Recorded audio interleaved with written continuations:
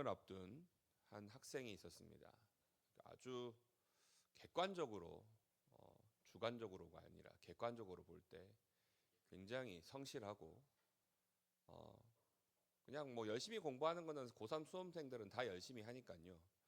그냥 그렇게 공부를 열심히 하는 거 외에 이 친구는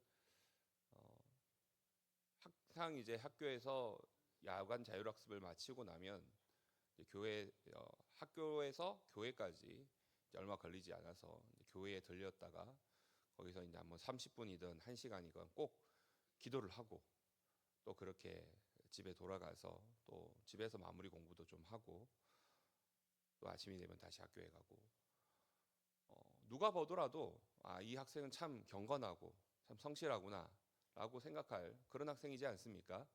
여러분의 자녀가 만약에 그렇다라고 가정을 하면 우리 유준이가 지금 고3인데 유준이는 물론 기숙사에 있습니다만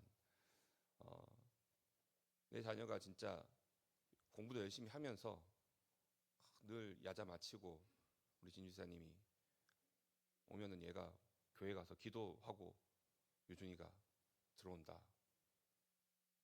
여러분이 보기에 이 친구가 잘 돼야 될 것 같습니까? 잘 못 돼야 될 것 같습니까? 아니 유준이를 가리키는 게 아닙니다. 유준이 당연히 잘 돼야죠. 유준이 당연히 잘 되는 거고 그 얘기를 하는 게 아니라 방금 제가 말씀드린 그 학생이 그렇게 성실하게 매일매일 기도도 하고 또 그렇게 공부도 열심히 하는데 잘 돼야 되지 않겠습니까? 하나님이 그 길을 정말 시온의 대로로 넓은 길로 인도해 주셔야 될 것 같은 그런 친구가 같은데 이 친구가 수능을 위해서 열심히 준비하고 공부를 하다가 수능을 한 달 앞둔 시점에 교통사고를 당합니다. 아하. 그리고 전치 16주 진단을 받는데요. 시험은 어떻게 쳐요? 근데 이제 공부를 이제 이 한 달 동안 거의 이제 못하죠. 거의 못하고 어떻게 이제 수능은 쳤는데 당연한 건지는 모르겠습니다만 성적이 기대했던 만큼은 나오지 않게 됐습니다. 그리고 그 일로 인해서 굉장히 낙담하게 돼요. 여러분 이 친구 여러분의 자녀라면 혹은 여러분이 그 친구라면 어떨 것 같습니까? 굉장히 낙담한 정도가 아니라 꽤 긴 시간 동안 힘들었던 걸로 제가 그렇게 알고 있습니다. 시간이 꽤 흐르고 나서 왜 하나님이 그렇게 하셨나를 이제 깨닫게 됐어요. 시간이 지나고 나서야 깨닫게 되는 겁니다. 근데 시간이 지나서 깨닫는 거는 시간이 지난 거고 그때 그 시점만 놓고 보고 생각해 보자고요. 이건 도대체 뭘까요? 여러분이 그 아이의 부모거나 혹은 그 본인 입장이라면 하나님에 대해서 어떤 마음이 들 것 같습니까? 내가 그냥 공부만 열심히 한 거면 뭐 그럴 수 있어요. 정말 신앙생활도 열심히 하고 매일매일 기도하고 고3인데도 주일날은 절대로 공부를 안 했어요. 주일날은 교회에서 온전히 섬기고 우리 교회에도 고3들 우리 세준이도 있고 한데 그런 친구가 수능 한 달 전에 사고를 당했다. 여러분 하나님에 대해서 어떤 마음이 드세요? 하나님이 왜 이런 생각 안 드세요? 좀 원망스럽지 않습니까?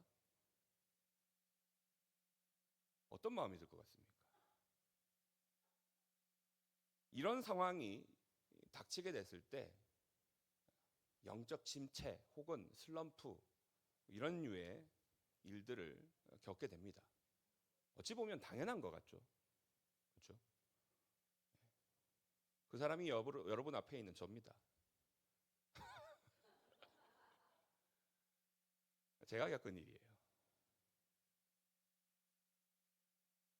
지금에 와서 그 일이 없었으면 저는 여러분 앞에 안 서 있었을 겁니다. 그 일이 있어서 여러분 앞에 지금 서 있는 거예요. 근데 우리가 생각하기에 어떻습니까? 이만큼 했으면 그래도 이 정도의 결과물을 주셔야 되는 게 아닌가. 내가 생각하기에는 그런 어떤 법칙이 작용을 해야 될 것 같아요. 근데 그게 뭐냐? 내가 보기에는 이게 복이다, 이게 옳은 거다라고 생각하는 거, 결과적으로는 제가 여러분 앞에 서 있습니다만 하나님의 보시기에 그 일은 선입니까, 악입니까? 예? 교통사고 당한 게 선이에요, 악이에요? 여러분 앞에 지금 제가 서 있는 게 그 교통사고 때문이라니까요. 그럼 선입니까, 악입니까? 참 못 되셨습니다. 어떤 말도 하기 어렵죠. 결과로 나중에 나오고 나면 하나님이 이렇게 일하셨구나라는 이야기를 사실 뒤에 가서야 할 수 있는 거지, 아, 그 시점에서는 어떤 이야기도 하기가 어렵습니다. 그런데 이런 류의 일들을 겪게 됐을 때 우리가 영적인 침체를 겪게 된다라고 얘기를 했는데, 그 이유는 하나님을 그러니까 원망하게 되고 또 영적인 침체를 겪게 되는 가장 큰 이유는 내가 기대했던 것들, 내가 당연히 이렇게 하면 이렇게 되지 않을까, 이런 결과물이 주어져야 되지 않을까 생각했던 것들이 어긋나기 때문입니다. 뭐가 복인지, 뭐가 하나님이 잘하시는 건지, 선인지를 사실은 누가 판단하고 누가 결정하는 겁니까? 하나님이 아니라 내가 하고 있는 거죠. 그 시점에 내가 하고 있는 거예요. 그러니까 그 시점에서는 도저히 하나님은 선하신 분이라는 말을 할 수가 없게 되는 겁니다. 모든 결정을, 판단을 내가 하고 있기 때문입니다. 오늘 말씀에서 시편 73편을 지은 시인 아삽도 사실은 비슷한 류의 어떤 영적인 침체를 겪게 됩니다. 시편 73편 1절에서 3절까지 말씀을 보게 되면 이렇게 나와 있죠. 하나님이 참으로 이스라엘 중 마음이 정결한 자에게 선을 행하시나 나는 거의 넘어질 뻔하였고 나의 걸음이 미끄러질 뻔하였으니 이는 내가 악인의 형통함을 보고 오만한 자를 질투하였음이로다. 아삽은 하나님께서 하나님 앞에 정결한 자에게 거룩한 자에게 선을 행하시는 분이라고 그렇게 배웠습니다. 그렇게 믿었습니다. 그런데 실제 살아가는 현실을 보게 되니까 그렇지 않더라는 거예요. 아삽이 있는 곳이 어디였냐? 아삽이 뭐 하는 사람이었냐? 아삽은 다윗의 장막이라는 곳에서 찬양을 하는 찬양 대장이었습니다. 이 다윗의 장막이 굉장히 특이한 곳인데요. 이 다윗의 장막은 하나님의 언약궤가 있었습니다. 근데 언약궤만 있었어요. 언약궤만 있고 다른 게 아무것도 없습니다. 우리가 알고 있는 성소, 성전을 생각해 보면 언약궤가 성전이나 성소의 가장 깊은 곳에, 지성소라는 곳에 들어가 있고 그 앞에 성소가 있고 거기 보면은 분향단이 있고 또 촛대가 있고 진설병 상이 있고 거기서 또 나아가야 되면은 제단, 제사를 드릴 수 있는 제단이 있고 또 뭐 물두멍이 있고 뭐 이런 여러 가지 시설들이 있어요. 여러분들이 뭐 그걸 다 기억하지 못하겠지만 뭐 여러 가지가 다 있는데 다윗의 장막은 특이하게 아무것도 없고요. 장막이 쳐져 있고 그 안에 언약궤만 있었습니다. 그리고 기브온이라는 곳에, 기브온 산당이라 불리는 곳에 모세 시대에 만들었던 제단이 있었고요. 그리고 대부분의 집기나 이런 것들은 기브온 산당에 다 있었습니다. 근데 언약궤가 없었어요. 이게 분리가 돼 있는 상황이었습니다. 언약궤가 블레셋에 의해서 뺏긴 적이 있었죠. 전쟁터에 가져갔다가 블레셋에게 뺏긴 적이 있었는데 그 뺏겼던 것이 다시 돌아오는 과정에서 성소로 들어가지 못하고 다른 곳에 있다가 다윗이 그것을 예루살렘에 가지고 오면서 예루살렘에 있는 다윗의 장막에 놔두었습니다. 여기가 굉장히 특이하게 언약궤만 있는 곳이면서 다윗이 여기에 찬양대를 조직을 합니다.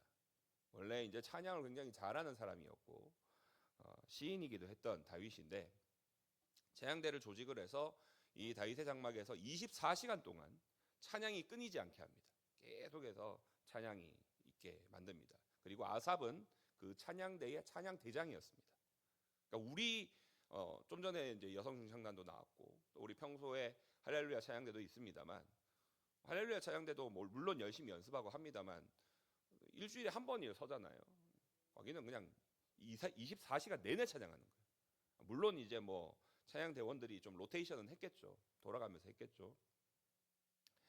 그런데 여기서 우리가 그려지는 게 있습니다.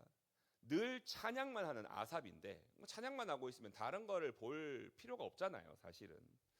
그런데 아까도 말씀드렸습니다만 다윗의 장막이 있고 기브온에 가면 기브온 산당이 있어요. 여기서 제사를 드립니다. 제사를 드려요. 자, 이곳에서 제사를 드리는데 이곳에서 굉장히 물론 아삽의 시대보다는 이후 시대긴 합니다만 모든 제사는 다윗의 장막하고는 상관없어요. 여기는 제사를 안 지냅니다. 제사를 지내는 곳이 아니에요. 모든 제사는 기브온 산당으로 갑니다. 그래서 우리가 잘 알고 있는 솔로몬의 1000번제 같은 것도 기브온 산당에서 올리게 되거든요. 자, 거기에 이제 제단이 있으니까 당연히 그렇게 하는 거죠. 자, 그러면 여러분 한번 그림을 한번 그려보십시오. 사실 다윗의 장막은 아무 때나 올 수 있습니다. 찬양도 24시간 할 수 있지만 아무 때나 와서 그냥 아무 때나 그냥 찬양대들이 그렇게 찬양하고 있는 거 같이 그냥 찬양하면 되는 겁니다. 그 외에 아무것도 없어요. 뭘 하는 게 없습니다.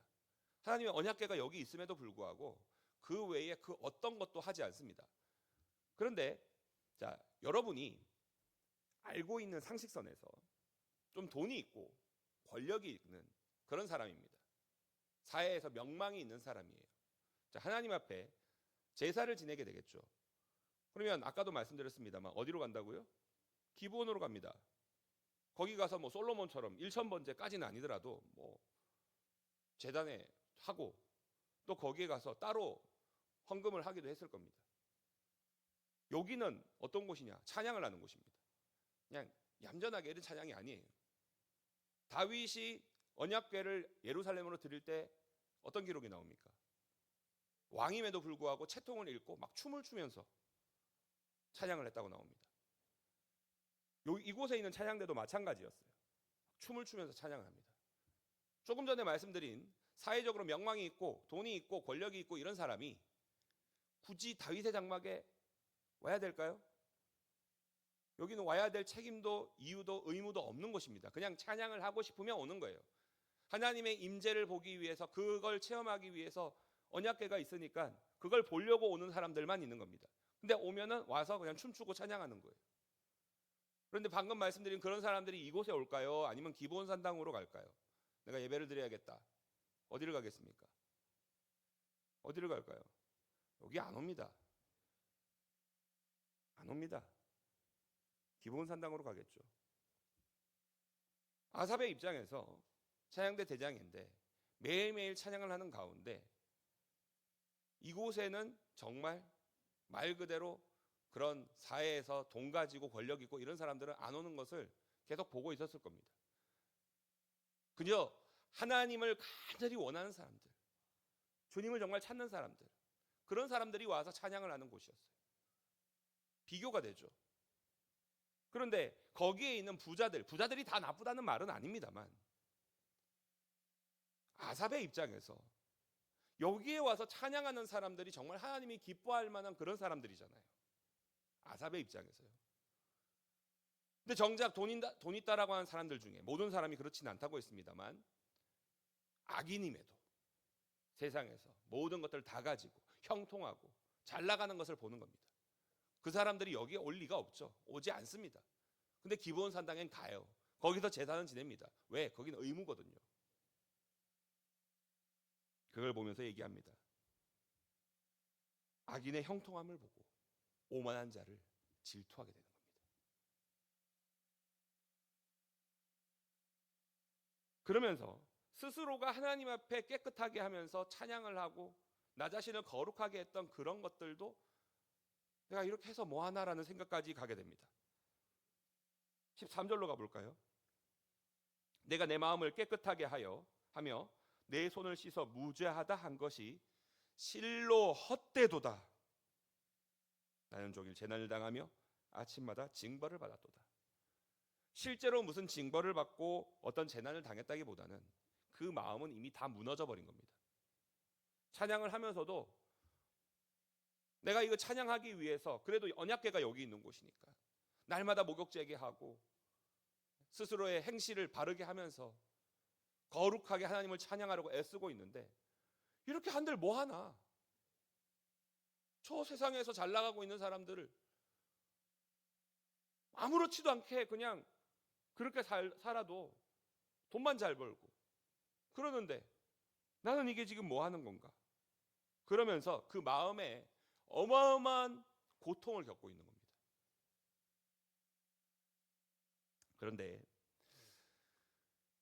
아삽이 지금 겪고 있는 이 이야기, 조금 전에 앞서서 제가 말씀드린 것과 연결되는 거죠. 뭐가 복이고 뭐가 선이냐라는 겁니다. 자, 우리가 같이 읽은 73편 28절로 다시 한번 가보겠습니다. 제일 처음 선언이 뭔지를 보기를 원합니다. 하나님께 가까이함이 내게 뭐라고 돼 있죠? 복이라. 복이라. 자, 이 복이라고 하는 말이 사실은 모든 성경에 나오는 복이 같은 단어는 아닙니다만 원어상으로 지금 여기에 나오는 복은 토브라고 하는 단어입니다. 히브리어로 토브라고 하는 단어인데 이 토브라고 하는 단어는 선함 혹은 좋음 이런 뜻이에요. 혹은 제자리에 있다 이런 의미입니다. 자, 그런데 이 토브라고 하는 단어를 여러분이 좀 기억하시면 좋은 게 이 단어가 광범위하게 쓰이고 있어요. 복이라는 뜻으로도 쓰고 있고 선이라는 뜻으로도 쓰이는데, 자, 이 말이 제일 처음 등장하는 성경이 어디냐면 창세기 1장 4절입니다. 같이 한번 볼까요? 같이 읽겠습니다. 빛이 하나님이 보시기에 좋았더라. 하나님이 빛과 어둠을 나누사. 자, 보시면 좋았더라라는 단어가 나오죠. 이 좋았더라가 토부입니다. 토부예요. 좋았더라. 좋았더라도 되고 선도 되고 오늘 말씀처럼 복도 되는 겁니다. 근데 여기서 1장 4절에서 하나님이 빛을 보시면서 좋았다라고 말하는 것은 누구의 기준에서 좋은 겁니까? 인간의 기준이 아니라 하나님의 기준에서 좋은 거죠. 하나님이 보시기에 하나님이 원하시는 그 모습대로 그 질서대로 만들어졌으니까 이것은 좋은 거다라고 말합니다. 이것이 좋은 것, 선한 것, 복이다라고 하는 걸 누가 결정합니까? 하나님이 하십니다. 하나님의 주권대로 결정하는 일입니다. 이거는 인간이 결정한 일이 아니에요. 그런데 이 일을 하나님이 아니라 사람이 결정을 하려고 한 일이 있습니다. 그게 바로 최초의 죄악, 범죄, 선악과를 먹은 일입니다. 자, 제가 조금 전에 토브라고 하는 단어가 좋다라는 말도 있지만 좋음이란 말도 있지만 선이라는 단어도 있다고 했죠. 아담과 하와가 먹은 게 뭡니까? 선악을 알게 하는 나무의 열매입니다. 선악과, 선, 토브죠. 뭐가 좋은지, 뭐가 토브인지, 뭐가 악인지를 알게 한다. 근데 내가 모릅니까? 아담과 하와가 선악이 뭔지 몰랐을까요? 알죠? 근데 중요한 거는 그걸 누가 결정했냐라는 겁니다. 누가 결정했어요? 하나님이 결정했습니다. 선악과를 먹으면 어떻게 된다? 죽는다. 반대로 이거 안 먹으면 사는 거예요. 간단한 겁니다. 그런데 여기에 하나님이 말씀하시지 않은 거를 누가 더해버립니다. 누가 더합니까? 뱀이 더해버리죠. 그러면서 뭐라고 합니까? 하나님처럼 된다라고 해요. 이 말이 무서운 말입니다. 하나님처럼 된다. 하나님이 뭘 하신다고 했죠? 토부를 하나님이 정한다고 했어요. 선과 악을 하나님이 정한다고 했습니다. 좋은 건지 나쁜 건지 복인지 아닌지 하나님이 정한다고 했는데 하나님처럼 된다는 말은 무슨 말입니까? 선악을 내가 정한다는 거예요. 내가 정한다는 겁니다.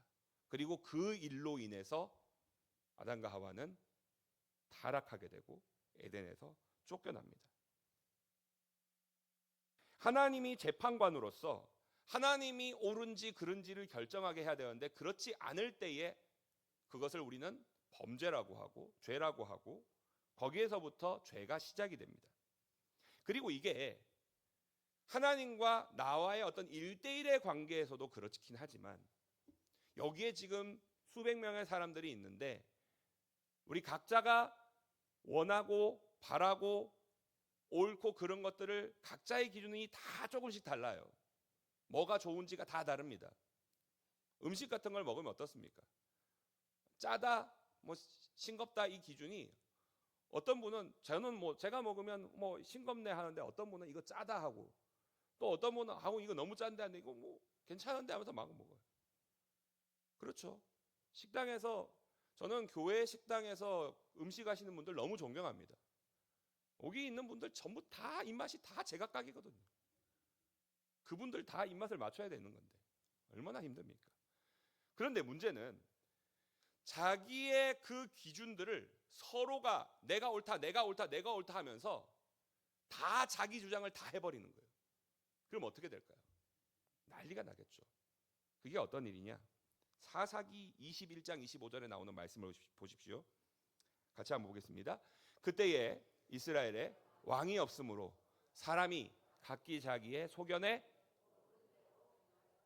내가 옳은 대로 행하는 거예요. 그게 나만 그런 게 아니라 모든 사람이 그렇게 하는 겁니다.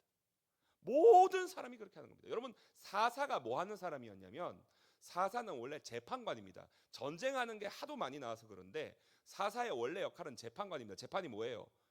무죄냐 유죄냐 선이냐 악이냐를 결정하는 사람이잖아요. 뭘 기준으로? 하나님의 법을 기준으로. 그게 사사예요. 근데 사사가 그 일을 해야 되는데 원래 그 일을 하는 사람은 사사가 아니라 왕이에요. 왕이 하는 일입니다. 네, 왕이 없으므로 왕이 선과 악을 결정을 하고 왕이 좋고 나쁨을 결정하는데 왕이 없고 사람들이 각기 전부 다 내가 맞다 내가 맞다 내가 맞다 내가 맞다. 사사기의 역사는 그래서 난장판의 역사입니다. 온갖 난장판이 다 벌어지게 되는 겁니다. 내가 맞고 내가 맞고 내가 맞고 자기의 옳은 대로 행하며 사는 이런 교만한 모습들이 나타나게 되는 것이 이 아삽의 고통의 원인이었습니다. 그런데 처음에는 아삽은 이걸 어떻게든지 해결해 보려고 스스로 생각하고 고민하고 온갖 생각을 막 쥐어짭니다. 73편 16절을 보겠습니다.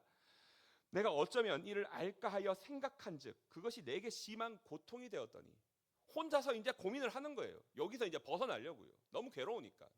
벗어나려고 이게 이런 걸까 저런 걸까 혼자서 막 고민을 하는 겁니다.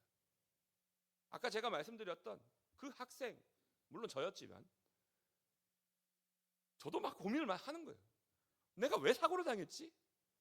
제 나이가 그때 19살이었습니다. 유준이하고 똑같은 나이였어요. 19살 나이에 이게 얼마나 괴로웠겠습니까? 혼자서 5만 가지 생각을 다 하는 거예요. 왜 그랬지? 왜 내가 그랬지? 마침 왜 하필 이때 IMF가 또 터졌지? 그러면서 별별 생각을 다 합니다. 그런데 그게 오히려 내게 더 심한 고통이 되더라는 거예요. 내가 더 생각을 하면 할수록 그게 더 나를 괴롭게 합니다. 내가 풀려고 하면은 안 됩니다. 왜 안 될까요? 자, 이 역사를 끌고 가는 분은 누구십니까? 하나님이시죠. 그럼 그 모든 역사에 대한 이유와 모든 것들을 하나님은 다 알고 계십니다. 그런데 인간이 이 조그만 머리로 이 두뇌로 하나님의 그 크신 경륜을 내가 이해해 보겠다고 막 머리를 쥐어 짜내는 거예요. 그럼 되겠습니까? 안 되죠. 컴퓨터나 휴대폰을 이렇게 만지다 보면 막 버벅댈 때 있잖아요. 왜 버벅댑니까? 그 컴퓨터나 휴대폰이 원래 이렇게 해결할 수 있는, 처리를 할 수 있는 데이터 용량이 제한이 돼 있어요. 그걸 넘어서면 버벅버벅 하는 거예요. 우리 두뇌가 하나님의 그 뜻을 감히 담지 못하는데 내가 해보겠다고 막 나서니까 안 되는 거죠. 안 됩니다. 그럼 어떻게 해야 됩니까? 내가 뭔가를 결정을 하고 생각을 해보겠다는 그 마음 자체를 꺾어야 됩니다. 거기에서 벗어나야 돼요. 거기에서 벗어나지 못하면 나 혼자 고민하고 내가 어떻게든지 해결하려고 하면 끊임없이 괴로워하는 이 고통의 사이클에 계속 머물게 되는 겁니다. 여기서 벗어나야 돼요. 그래서 어떻게 한다고 합니까? 자, 28절 다시 한번 보겠습니다. 하나님께 가까이 함이 내게 복이라. 자, 그 다음 뭐가 나옵니까? 내가 주 여호와를 뭐라고 돼 있죠? 나의 피난처로 삼아. 하나님을 피난처로 삼아 내가 생각하고 내가 결정을 하고 내가 어떻게든지 분석을 해보겠다고 하는 그 모든 것에서 벗어나는 거예요. 벗어나서 하나님을 피난처로 삼겠다고 했습니다. 그런데 이게 피난처라고 표현을 하니까 마치 비가 막 오면은 뭐 이렇게 지붕 밑이나 이런 데 우리가 잠시 이제 피해 있잖아요. 피난처니까 임시로 이렇게 머무는 곳처럼 이렇게 느껴지지 않습니까? 피난처라고 말하면 그런 건데 원래는 그런 뜻이 아닙니다. 여기서 피난처로 삼는다라고 하는 이 말은 땅에 단단하게 붙들려서 움직이지 않는 상태가 되는 거예요. 움직이지 않는 상태로 나를 머물게 하는 겁니다. 이때까지는 내가 생각하고 내가 결정하고 내가 분석했던 삶이었는데 나 그거 이제 다 버리고 하나님께 머물러 있고 하나님께서 결정하고 하나님께 생각한 것들을 주님께 그냥 맡겨드릴래. 거기에 있겠다는 겁니다. 앞으로 여기서 안 벗어나겠다는 거예요. 여기서 벗어나는 순간부터 또 똑같은 고통의 지옥으로 들어가게 되는 겁니다. 그래서 우리가 이 고통으로부터 벗어날 수 있는 영적인 고민, 이게 맞나 틀리냐, 옳으냐 그르냐 거기로부터 벗어날 수 있는 유일한 해결책은 내 생각들을 꺾어버리고 하나님을 피난처로, 아니 하나님을 완전히 나의 그 머물러 있을 곳으로, 나의 터전으로 삼아서 거기서 벗어나지 않아야 됩니다. 주님께로 온전히 나를 맡겨드려야 된다는 겁니다. 그래서 잠언 3장 5절에서 7절까지 말씀을 보게 되면 너는 마음을 다하여 여호와를 신뢰하고 뭐라고 돼 있습니까? 내 명철을 의지하지 말라. 네 거를 의지하지 마. 네 거 조금이라도 거기에 개입이 되고 생각되는 순간 그때부터는 또 고통으로 다시 돌아가 버리는 겁니다.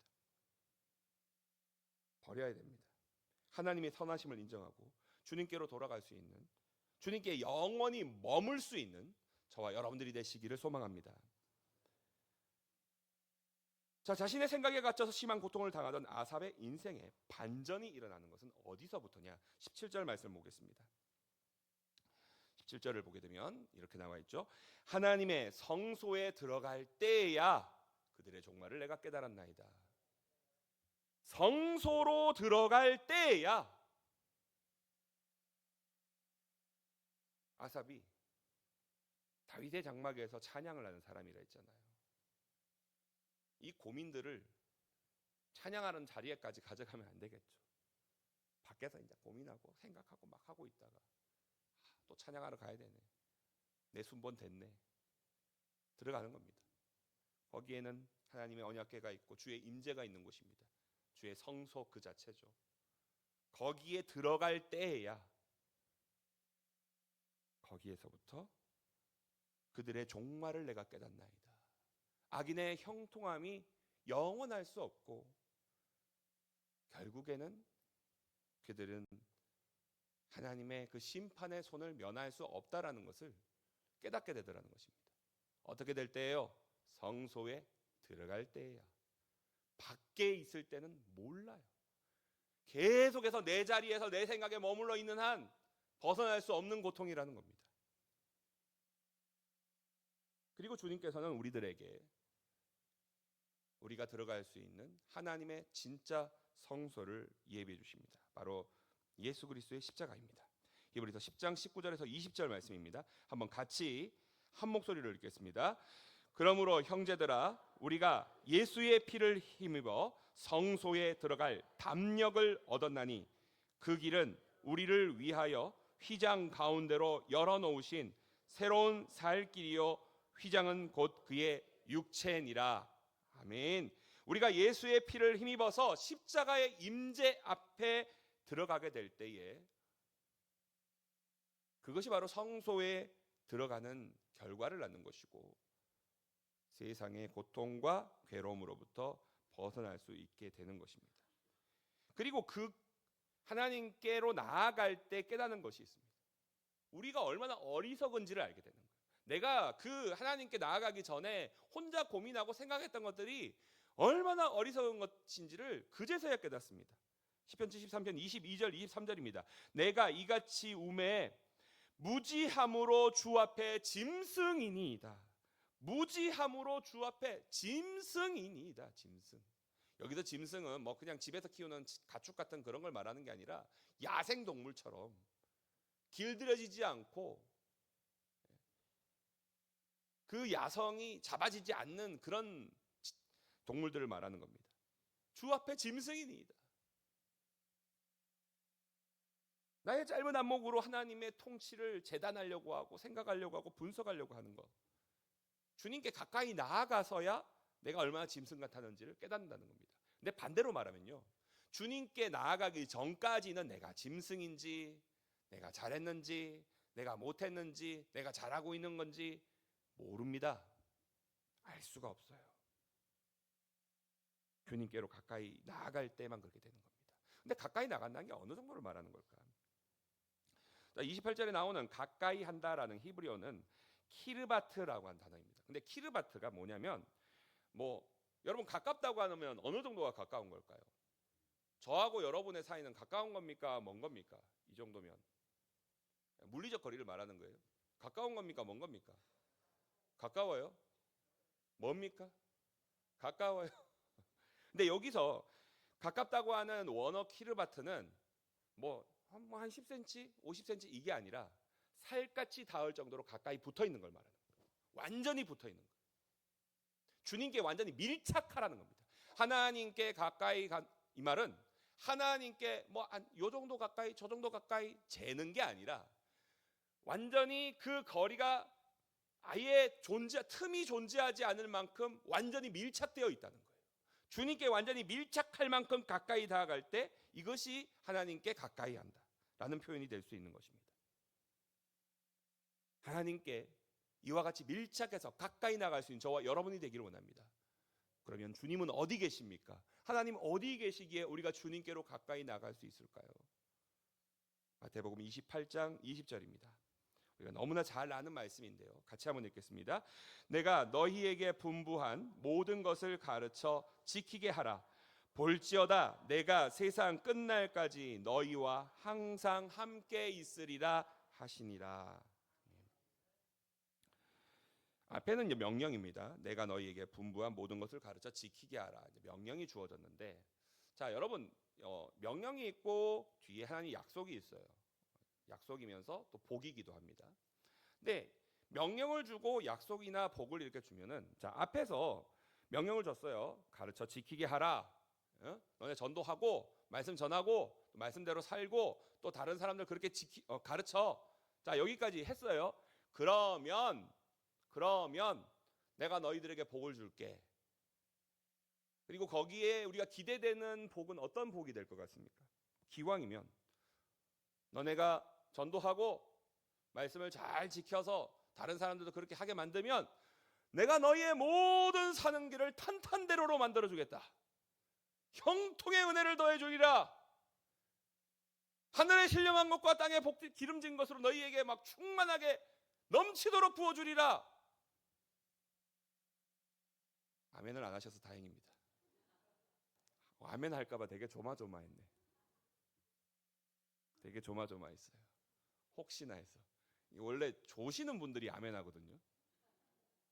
아무도 안 조시는 걸로 알겠습니다. 이렇게 나오면 좋겠는데 뒤에 뭐가 나옵니까? 볼지어다 다음에 내가 세상 끝날까지 너희와 항상 함께 있으리라. 주님이 우리와 항상 함께 있는 줄로 믿습니다. 자, 그러면 다시 돌아올게요.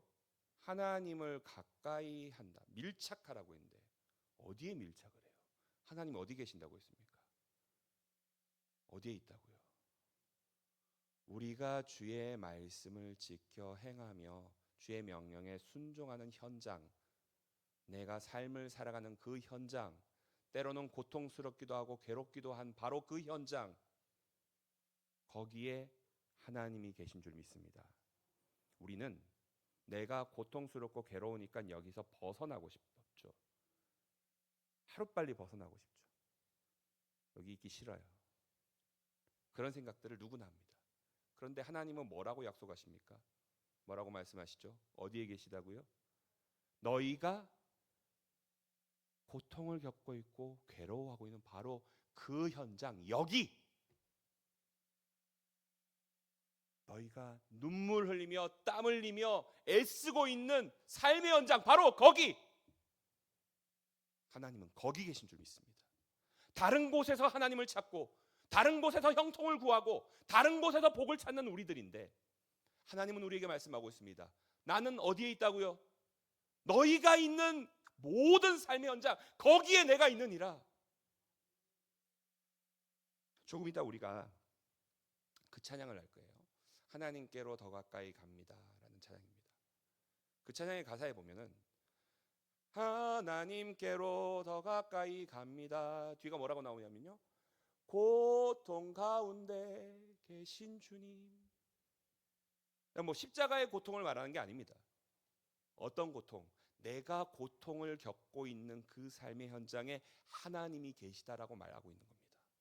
우리는 하나님께로 가까이 나아간다고 하면서 꼭 교회에 나와야 되고 뭐 예배를 꼭 드려야 되고, 물론 예배 현장은 하나님께서 택하신 너무나 귀한 자리이긴 합니다만, 특별한 다른 복의 자리, 특별한 다른 형통의 자리, 특별한 다른 우리에게 좋은 자리가 있을 거라고 기대하는데, 하나님은 우리에게 뭐라고 하시냐면요, 너희가 고통을 당하고 있는 거기 고통 가운데 내가 함께하고 있노라라고 약속하고 있는 겁니다.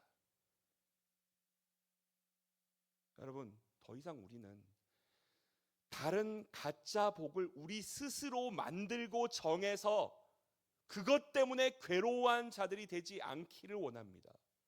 주님이 지금 나의 삶의 현장에 함께하고 계심을 분명히 믿고 고백하며, 지금 나의 삶의 현장에서 하나님과 밀착하여 그 주님과 함께함의 복을 누리시는 저와 여러분들이 되시기를 소망합니다.